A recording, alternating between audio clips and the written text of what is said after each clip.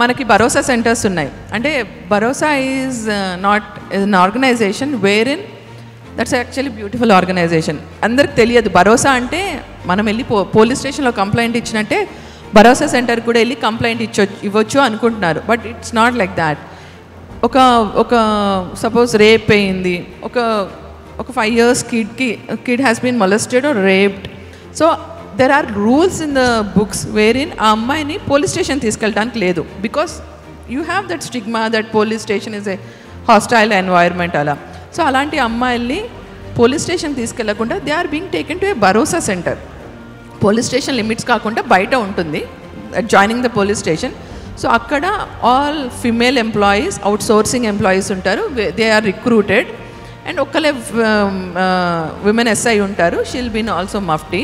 So first and foremost is నేను చెప్పాను కదా, విక్టిమైజేషన్. ఏదైనా తప్పు జరిగితే అమ్మాయి మీద వేయటం, చిన్న పాపైనా కానివ్వండి, నువ్వు అక్కడికి వెళ్ళావు అందుకని అలా జరుగుతుంది. సో ఫస్ట్ అండ్ ఫార్మోస్ట్ ఆ అమ్మాయిని అక్కడ ఎన్వైర్న్మెంట్లో కంఫర్టబుల్గా క్రియేట్ చేస్తారనమాట.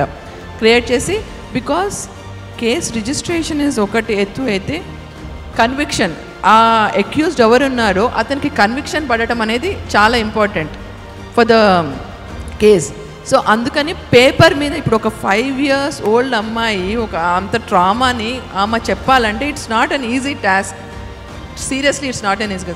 సో భరోసా సెంటర్లో వాళ్ళు ఆ అమ్మాయిని కంఫర్టబుల్ క్రష్ ఉంటుంది, అందరు అమ్మాయిలు ఉంటారు, నవ్వుతూ ఉంటారు. So they make the girl comfortable and ఆమె స్టేట్మెంట్ రికార్డ్ చేసి ఆమె ఇంకా అంటే మెడికల్ కూడా చేయించాలి, వెజైనల్ స్వాబ్స్ అవి తీయించాలి. So that all being taken care of the Bharosa centre.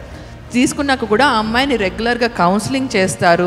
ఆ అమ్మాయి మళ్ళీ స్కూల్కి రెగ్యులర్గా వెళ్తుందో లేదో వాళ్ళ పేరెంట్స్కి కౌన్సిలింగ్ చేస్తారు. సో దట్ ఆ కేస్ కన్విక్షన్ అయ్యేంత వరకు ఈ భరోసా దో ఆన్ పేపర్ పోలీస్ స్టేషన్ వాళ్ళే చూస్తారు, బట్ భరోసా సెంటర్ వాళ్ళు ఆ స్పెసిఫిక్ అమ్మాయికి కంఫర్ట్ క్రియేట్ చేస్తారు.